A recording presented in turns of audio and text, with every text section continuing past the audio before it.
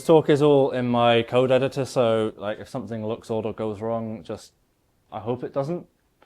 But yeah, thanks for coming to my talk, Scratching an Itch. If you don't know me, I'm Liam Hammett. As you could probably tell from the fact I'm here in like a loose hoodie, a Laravel hat, and it's a PHP meetup. I'm a developer by day, and if you get a bit closer, you might notice I've got some bags under my eyes, and I'm also a developer by night. But in my day job, I work at Future, which is a local publishing company that runs lots of well-known brands. You might recognize some of them here. And I work as a developer and a tech lead. So in the last couple of years, I've transitioned from doing like completely individual contributions to also doing stuff like team and project management. And in that time, I've noticed that I've started to use some techniques that are maybe not really a flashy subject and not something that everyone is going to talk about. It's not like something that's going to get a lot of limelight. But it's something that probably every developer here has used at some point without even thinking about it. And I'm talking about Scratch files. So Scratch files are they're not part of your project. They're not committed to your Git history. They might not even be saved as a file. Like file is a bit of a misnomer. It might just be an active, open text editor window you've got in your IDE. And what's the use of that? Well, I think there's a couple of uses. The number one I use is just writing notes. I might have something like Obsidian or Notion open so I can like take notes throughout the day. But realistically, as a developer, 80% of my day, I've got my IDE open, and that's the number one thing. I want to be able to hit Command-N or Control-N and just type some notes for whatever I've got in my head, or paste some code to store it for later. And like just having a Scratch file is super useful for that. But the important thing is prototyping or testing code. So when you're going throughout your day, especially I find myself as a tech lead, spending a lot of time just helping other people do things. I get questions throughout the day like, can you help me figure out how to like process this array into the right format we need? Or can you help me figure out like what's the best way to do that and stuff like that? And so I spend a lot of my time not setting up environments for this, but just going and making a Scratch file, writing or pasting some code quickly, running it to see the output, and it's a very quick and efficient thing to do. But I have noticed a couple of paper cuts when I do this. A paper cut being something that's, it's not going to ruin your day, it's not going to like be on your top 10 worst list of things that happened to you that week. They're just these small things that get in the way and are really, really annoying. And you might not even notice them at first, but if you get them happening all the time throughout the day, even if it just takes up a second here and there, it gets quite noticeable. And I noticed this about Scratch files. And when I'm using Scratch files, I really want three things.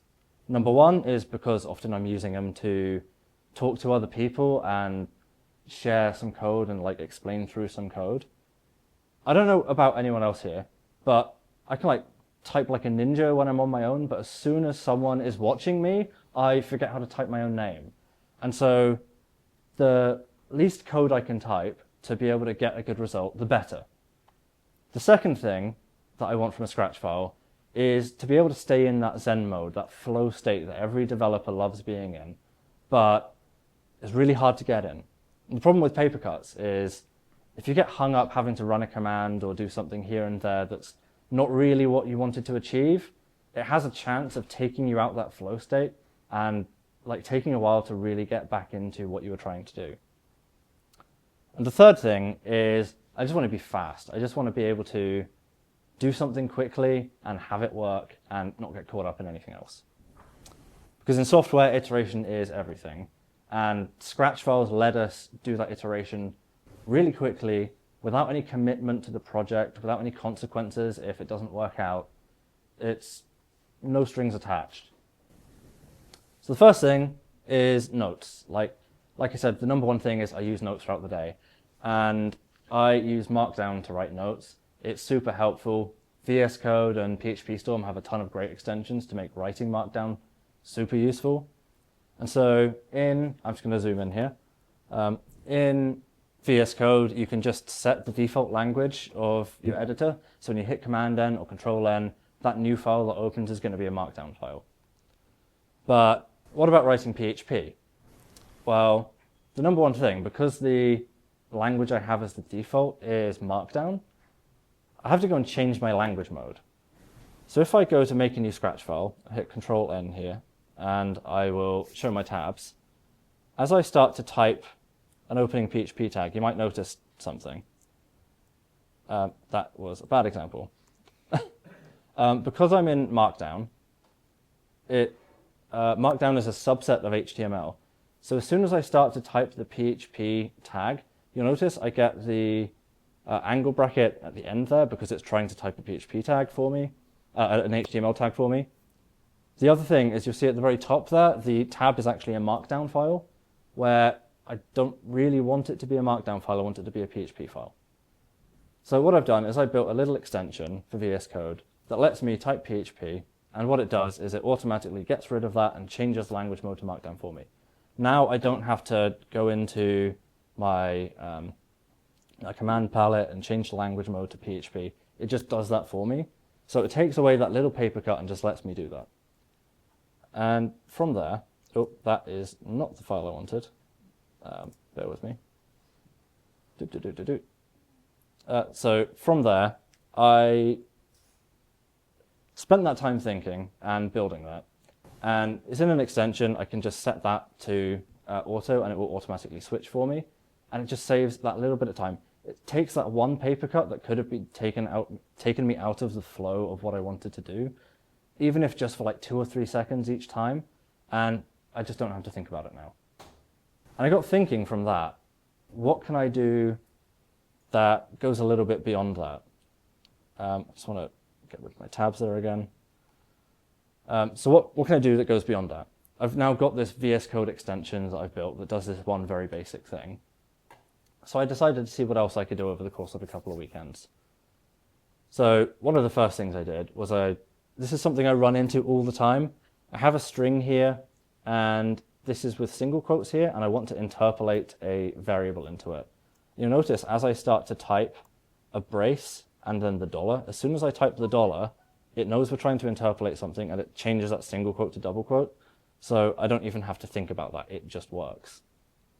Another thing I built that I find really annoying is a little update to date functions. So it shows a little code lens off to the side that shows you exactly what that date function is going to be. I don't know about you, it's really confusing for me because PHP and JavaScript have different date formats and I always get confused. So being able to see that there really just helps work with PHP and with formatting dates. And then I got a bit crazy and thought, what's the number one thing that I really like from PHP Storm that I wish VS Code had? And so I went in and I built something else, which was this. So if I come on here and I type trigger a quick fix, you'll see I get an option here to change the bool val to the more readable bool cast. I can run that and it will refactor the code for me. And so I built a handful of these out based on Rector. And so I can now just go in and from all of these different things here, I can just go in and quick fix and, oh, that did not work. Bug to fix, problem with live coding.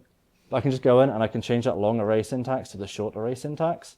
I can take these strings that are concatenated unnecessarily and join them together automatically. And that kind of thing is super powerful. And honestly, it was so easy to build in VS Code as well. That's all available on the VS Code Marketplace in an extension called Tempest. You can go and download it if you want. If you don't use VS Code because you don't have refactoring like that, it's super useful. There's a bunch of other features I didn't talk about, but that's where we're stopping with that. We're back to Scratch files. So how do you run code? In PHP Storm, you can do it quite easily. There's a command built in to run the code. In VS Code, that's not built in. So there's an extension called Code Runner. What it does is essentially it takes whatever file you've got open, it saves it to a temporary file in your project, and then uses the PHP binary to execute it, and then it will delete the temporary file again. Pretty basic, pretty handy. So what I've done is I've bound this in my editor to Command R, so I can hit that hotkey and it's going to run. I've also changed some of the output here just to clear it up in the settings. But if I hit Command R in this PHP file, we can see it opens and it shows the output right there. It's like a keystroke away whenever I want to test some code.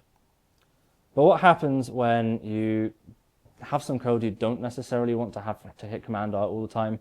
Remember, you're in a Scratch file, you're iterating really quickly, and you just want to see the code that you're writing basically in real time. That's where a REPL comes in, or read eval print loop. What that does is it's a tool that will read your code, evaluate it, print it out to you so you can see the output, and then whenever you change the code, it's going to loop around and do that all over again.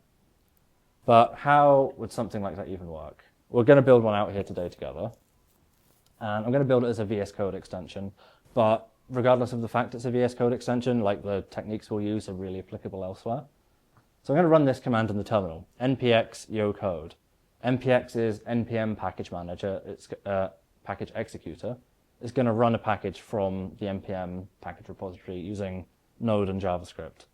Yo is yeoman code generator. It basically takes a template and generates you a directory based on that template. And code is a template for that based on the VS Code extension API. So what this command will do is it will set up a directory for you. It will take you through a few prompts, set up all the tests, the dependencies, everything you need to make a VS Code extension. And it'll essentially give you this kind of file at the end. This is your extension.ts file, and this is where everything in your extension is going to happen. So it gives you this activate function that's going to get run as soon as your extension gets activated. And it has context of the VS Code extension API. So what we're going to do, we are going to take that VS Code extension context, and we're going to start to listen to two more events. We're going to listen to the onDidChange active text editor, which means that whenever you open a new file or just change what you're focused on, it's going to run this callback. We're also going to listen to the onDidChange text document, so that as you're typing your code, it's also going to run this callback. And so it's going to run this update decorations function, and we're going to focus on that. The number one thing we want to make sure is we've got an open editor, and that editor is PHP. If it's not, we're going to return early and bail out. Then we can use that editor to get the current text of the window, which in our case might look something like this. We've got a function here that is a really basic PHP function. It takes a name, it takes an hour, and depending on the time of day, it's going to give you a different greeting and return that. But if you look here, we've got a bunch of different places I've commented with this value, where we've got a different value that we might actually want to inspect and see what it is. We could see which of these if statements is passing. We might want to see what this hour variable is. We might want to see what the output of this statement at the end is. So how can we do that? Well, I want to talk quickly about variable assignment in PHP, because it's really, really flexible and lets you do it wherever you want.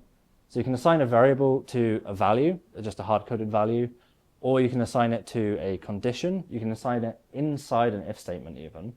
You can assign it to a statement. You can assign a variable to another variable at the same time. So on the last line of code here, variable and another variable will be set to the same value at the same time. And that's really handy because we're going to use that. So we're also going to use this globals PHP super variable, or super global variable. It's a special variable in PHP, and the fact it's a super global means that no matter where you are in PHP, if you're inside a function, a class, a different file, if you're inside your index.php, this variable is always going to be the same. The state is the same. It's an array, and you can share things through that. It's not typically useful for like real day-to-day applications, but for our purposes, this works great. So what we're going to do, we're going to make a new key in that called REPL, just to store the stuff that we want. We're going to use this magic __ line constant here. And what this does is it basically evaluates at runtime to whatever current line of code that is on. So in this case, this is going to evaluate to 3. And then from there, we can assign whatever we want in there. So at the end of the day, we're going to have this globals REPL array that's going to have a list of keys that are the lines of code and values, which are the values we want to display next to that line of code. So we're going to take our original function here, and what we want to end up with is something like this, where we've modified it to add in all of these global REPL line assignments. So what we're going to do is we're going to take that, and then we're going to echo at the end of it some markup, which is essentially going to be a JSON encoded string, which is going to be the exported values of all of those variables that we've put in that global's REPL array. And you notice after this REPL contents colon marker at the beginning, and that's useful because we can then take that and we'll have this output, which might be the output of the PHP file, whatever was there before. And then at the very end, we have added this. So from there, we can take that marker of the REPL contents, find the index of it, which is the beginning of that string, add the length to the end of it to get to the end of it. And then from there to the end, we can get a substring, which we know is going to be that JSON array that we've just built. So we can take that, we can throw it through a JSON parse function, and we get a JavaScript object that we can use. And now we have the data that we want. We know we've got the line of code as the key in that array, and we've got the value that we want to display as the value at the end. But how do we inject the code into that specific place in our PHP? Initially, you might think about using something like a string replacement or maybe just some kind of regex to do it, but that's really going to not work out well. So what we're going to use is ASTs, or abstract syntax trees. And the name is pretty self-descriptive if you don't know what it is. It's a way to describe the syntax of some code in a tree format in a way that anything can understand. So we're going to start with this example. We might have our greet function. And inside that greet function, we might have a name and arguments and a return type and a body. And then inside that body, we might have an expression and an if statement. That expression might have a variable and an assignment operator and then another statement that's the value.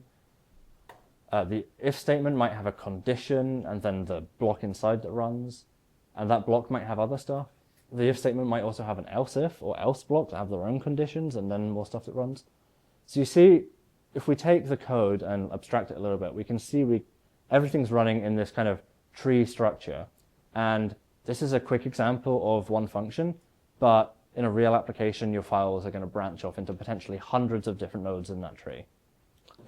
If you're wondering how that's useful, who here has heard of the PHP parser package on Packagist? Only 4 people in the audience, so not many. How many people have heard of any of the packages on this list? PHP unit, PHP stan, Symfony, Psalm. How many people have heard of that? Basically everyone's hands have gone up. So all of these packages and libraries, they use this PHP parser under the hood because it essentially takes a raw PHP file and converts it into an object of abstract syntax tree nodes. So you can then take that and use it to manipulate or modify the code in some way without having to run it at runtime. So I like to think of it kind of like the reflection API, but instead of it at runtime, it's happening without having to run the code at all. But we're not in PHP land, so we can't use that package. We're going to use a package of the same name by a different person. This is by someone called Glazel, and it essentially does the same thing. It takes a string of some PHP code, and it will give you a JSON structure of that object back. There's a really handy tool here. This is at astexplorer.net, and you can see at the very top right there, we've configured it to use the PHP parser library here. And it gives us 2 things. On the left-hand side, we can paste in whatever code we want. And then as we start to hover over stuff, we can see on the right-hand side what the abstract syntax tree looks like at that point in time. So you can see here, just above the highlighted section on the right, we've got an if statement. And you can see we're actually inside the test for that if statement, which is a kind of bin, so like a binary check. This is going to return something that's either truthy or falsy. We can see there's a couple of useful properties in there.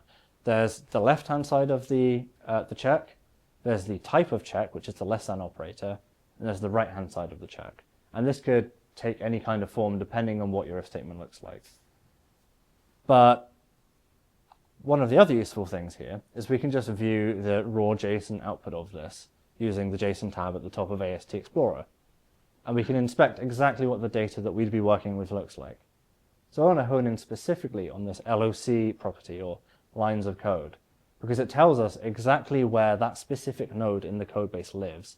We can see here at the very start of that if statement is on line 7 at column 8. And so we know that's always going to be exactly right here, exactly where we want to insert our global REPL variable assignment. So we're going to come back to our extension here, and we're going to paste in this code. So there's a getAST function here, which is doing the stuff that the PHP parser does. It takes in the original code, and it returns an AST object. We're also going to take the lines array here, which is the original code, but split up by each new line, just so later on we can only affect the one line of code that we care about at that point. And then we've got this walk function at the end. And what this function takes is two things. It takes a callback, and it takes the original AST. The callback is going to run on that AST, and then it's going to loop over and find any child nodes in the object and run the callback again. So the way that's useful is now we can check if any of these kinds of nodes, a binary if statement, an assignment, or an expression statement, is one of our types of nodes. So they were the three things we talked about before that we want to output the value of. We can take that, we can take this lines array that we had, find the line of code that we want. And remember, we're adding a -1 there because this lines array is a 0-based indexed array. So line 1 is actually key 0 in the array. So that's why we're doing the -1. Then we can update that line of code to do whatever we want. So what we're actually going to do is we're going to take a slice of the very beginning of that line up until the start of that node that we wanted. We're going to insert our assignment operator, and then we're going to add what was on the end there. From there, we can also push a new line to the end of that array, which is going to be that JSON encoded var export thing that we did before. And then we can join it all back together into a new updated code constant. And what that gives us is we now have our original code that looks like this, and we have our updated code function, which looks like this. So from there, how do we make use of this? We're going to do exactly the same as the code runner extension did. We're going to take and make a temporary file and write that updated code into the file in the project root so that we can run it. We're then going to use cpexec or child process exec in order to use the PHP binary to run that file.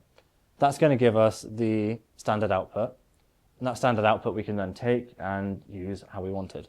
We're also going to make sure we wrap in a finally statement to always make sure we delete that file after, just so we're not constantly filling up our project directory with temporary files as we're running more things. So after we've got the output, we can take that code we had before to check the marker, pass the JSON, and get the object back. Exactly what we did before. And now we're in the home stretch of this. We've got a decorations array, and decorations are VS Code's term for the things that get displayed to the side of your code but aren't actually your code. So that's exactly what the date function was doing before. It had a decoration off to the side. That's exactly what we want to do here. So we're going to set up this array for later, and then we're going to iterate over all of those lines from that JSON object that we got. Now, because it was a JSON object with a key value, the lines of code are actually strings at this point. So we're going to call the parseInt function to pass them back into base 10 integers. Then we're going to set up a range. Again, a range is VS Code's way of saying, like, where do you want this thing to go? So the first two properties are the start, the last two properties are the end of where you want it to go.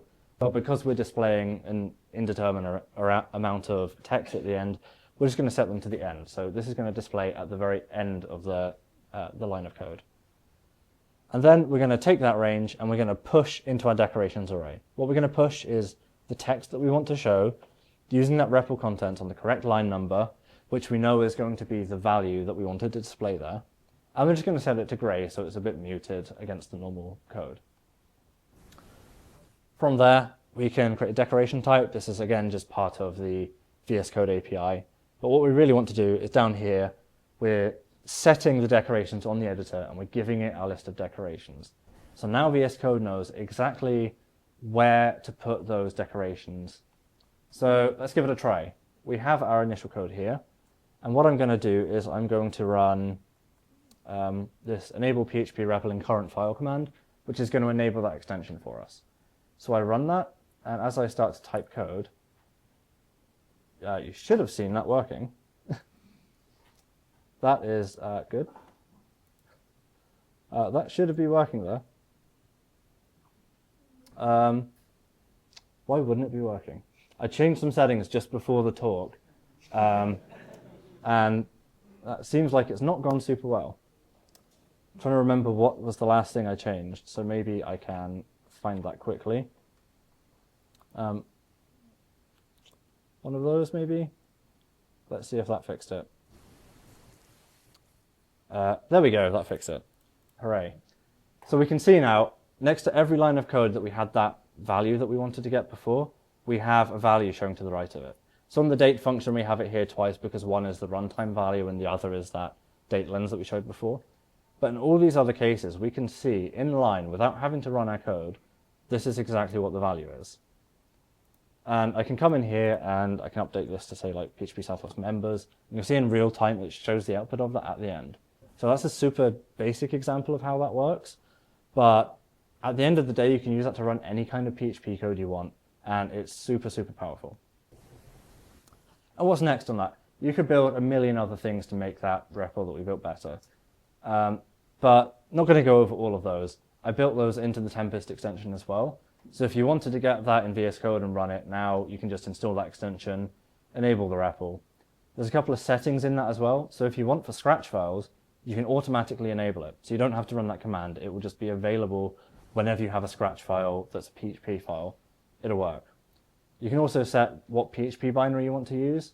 And you can also set a debounce time so that it's not going to update every single time you type a single character of code.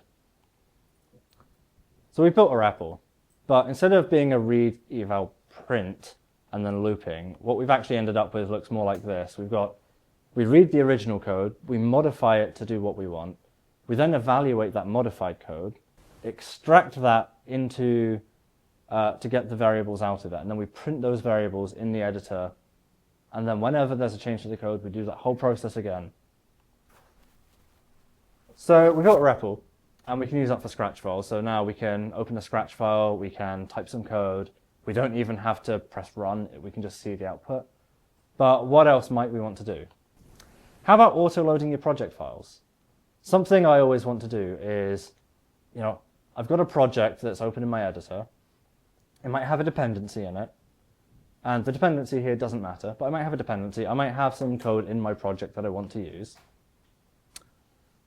And a small benefit of the fact that we're writing that as a temporary file to the project means we can reference relative files. So here I can just require my vendor autoload file and then use that package or use the code that's in my project, and it will just work. What if I want to get rid of that though? So I'm going to go and take the code runner and the Tempest PHP binaries, and instead of using PHP directly, we're going to build a little script that's going to handle this for us. So that script at the very top of it is going to be a shebang, which is going to say to whatever's running this, find PHP in the environment and use that to run it. From there, we're going to use this magic argv variable, which if you've not heard of before, is a magic variable in PHP CLI that represents basically everything that was passed to the CLI to make this command run. So index 0 here is this current script that we're in. And index 1 here is going to be the path to the Scratch file that we actually want to execute. So what we can do is we can just require, like set path to argv1, and then require that. And when you require that in PHP, what it's going to do is just execute all of the code in there for you. Exactly like it might be if we didn't have this file at all. Now there's a bunch of code here, but don't worry about it, it's not too big. What we're doing is we're checking in this path, that is the file we're running, which is inside our project directory, is there a vendor autoload file? If there is, then great. If there isn't, then keep looking up each directory above that to see if you can find a vendor autoload file until it finds one. If it gets to the root and it doesn't find one, it's fine, it won't keep looking forever. But if we do find one, we can then call require once on our autoload file. And what that's going to do is essentially like our project. We're going to have all of our project's dependencies autoloaded before we run the code in our Scratch file. So in our Scratch file, we can take that autoload function and just get rid of it, and everything's going to continue to work. So again, on the motion of like keeping quick and not wanting to type that much, now there's a whole extra line of code or snippet that we don't have to write. Next up, what about that var dump function? If you're using the REPL, then this is kind of irrelevant. But you don't necessarily always want to run your code through a REPL. If you're doing something like API calls or something that's going to be a little bit more time intensive, you might want to run that code manually, in which case you want to see the output of it. So you might have a var dump statement, but sometimes you forget to write the var dump statement, or sometimes you just want to see absolutely everything and you're not sure what exactly you want. So how can we remove that? What we're going to do, we're going to come back into our autoload file and start a new output buffer here. An output buffer is going to say, please catch anything that's like echoed or printed or var dumped to the screen. And then we're going to require a file. And then later on, we can check that output buffer and see, is it empty? Have we actually echoed anything in the meantime since we started this? And if we have, then that's great, we won't do anything. Because if we've already manually var dumped something or echoed something, we probably want to see that.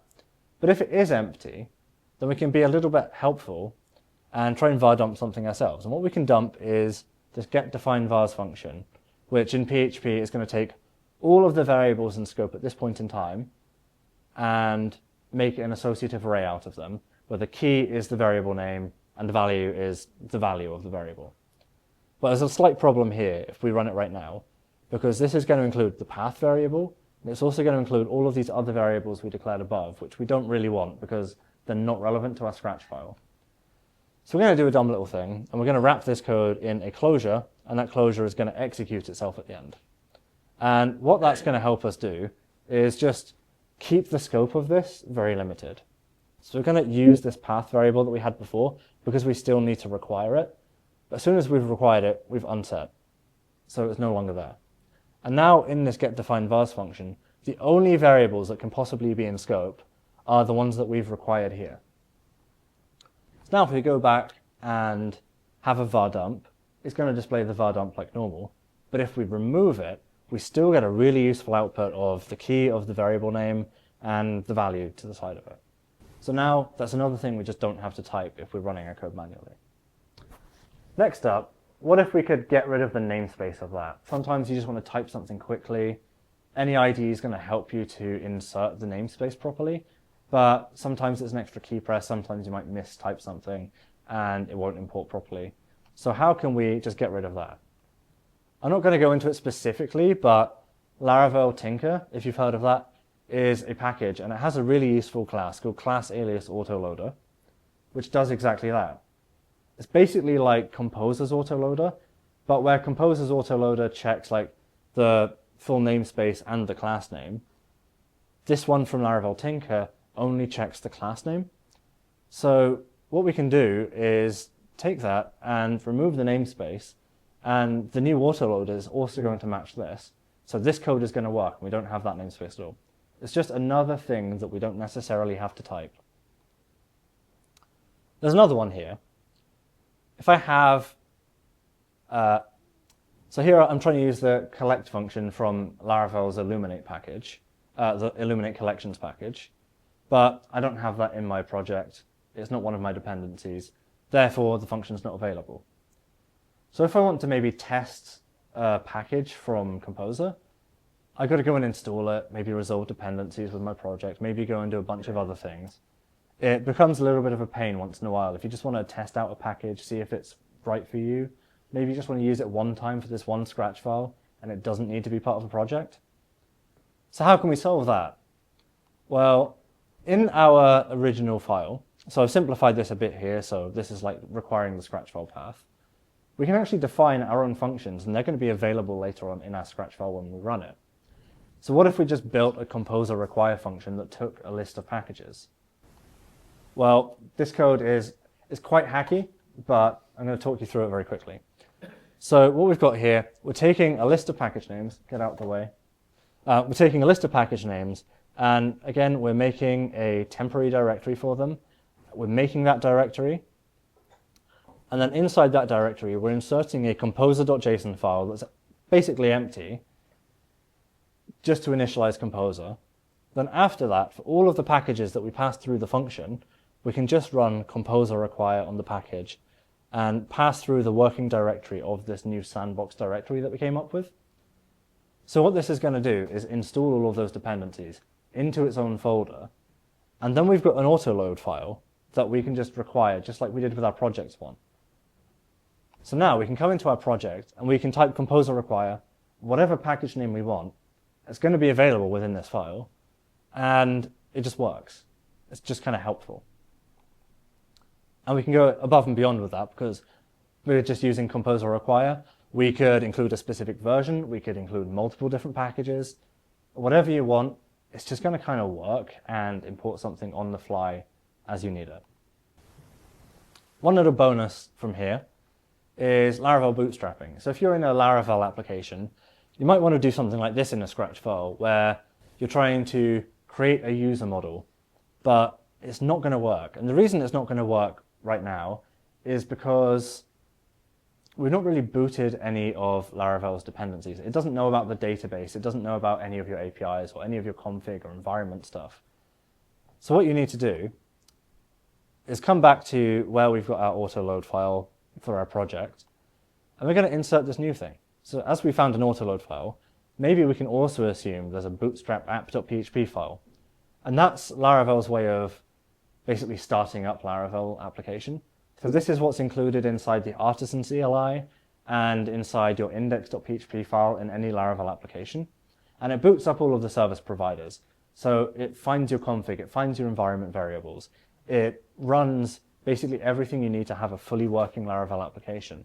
So if we include that ourselves, now we can run this user create method, and it's going to work because it knows exactly what all of the database stuff is. So all of this stuff that we've talked about since Tempest is available in a package called CPX. So you can install it with Composer Global Require CPX. There's no dependency, so you shouldn't have any conflicts. Then you can run CPX exec and then the path to your file. And it's going to give you all of those things out of the box. You can also see the site at cpx.dev if you want to find out more about what that does. It's basically a tool that's kind of like NPX, but for Composer and Packagist. So we're going to go back into our config. We're going to change that script to use cpx exec because we don't want to have to build all that ourselves. And it just works. So a little recap of all of the things that we've done to improve Scratch files. Now we can just type the PHP opening tag. It's going to automatically change the language for us. We've built a whole REPL, so we don't even have to run the code ourselves. It will just do it for us. We're going to automatically include our project autoloader, so we can use all of our project's dependencies in that project's own code. If we don't have a package in a project, we can also just include a dynamic package on the fly that's going to work. If we've got a Laravel application, it's going to bootstrap all of the config and providers so that we can just use it as we might expect with a tool like Tinkerwell. We don't even have to type the full class name. We can just type the short class alias without the namespace. And it's also going to automatically dump any variables that you've got if you're not dumping something already.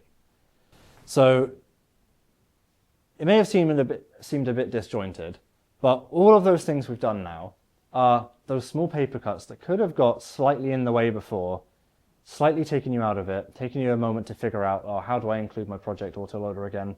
Because that's not something you do day to day when you've got a project set up that's already doing it. All of these things save you from having to stop and think about doing something else that wasn't your initial problem that you're trying to solve. So it keeps you in that flow state. It keeps you moving fast. It keeps you having to type less stuff when you're under pressure. So again, all of those tools are available through cpx.dev and Tempest on the VS Code marketplace. And I want to mention that all these things we've done are not about shortcuts. Some of them might have seemed a bit hacky, and maybe they were, but we're not trying to take shortcuts here. What we're really just trying to do is have smooth starts. We're trying to get started writing code as quickly as we can and not have it break down and fail on us. So the last thought I'm going to leave you with is, as developers, we're really, really good at building things. Like, we build things for other people every day, all the time, is what the job is. But sometimes we forget to build things for ourselves, and we need to remember to do that. Not every line of code you write needs to be for the next £1 million project. If you're saving yourself time throughout the day, making your work a little bit happier, then it's worth it. So you've got to remember that as a developer, you have the power to fix this. You don't need all of the, you don't need planning permission or to go and get resources and materials. We have the innate ability to just build things on the fly.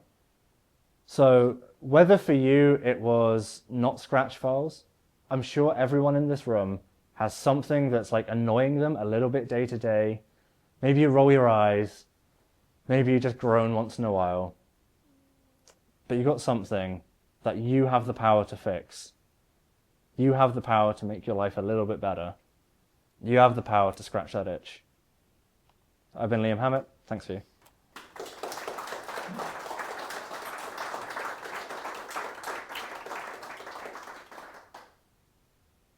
Any questions? So does that just work for VS Code, or can it work for PHP Storm? So I believe there is a PHP Storm extension for it already that does something similar. Yeah. Yeah. What's the most satisfying itch that you've scratched? I think probably the Tempest extension that I built. Basically because I really like VS Code. I like PHP Storm as well.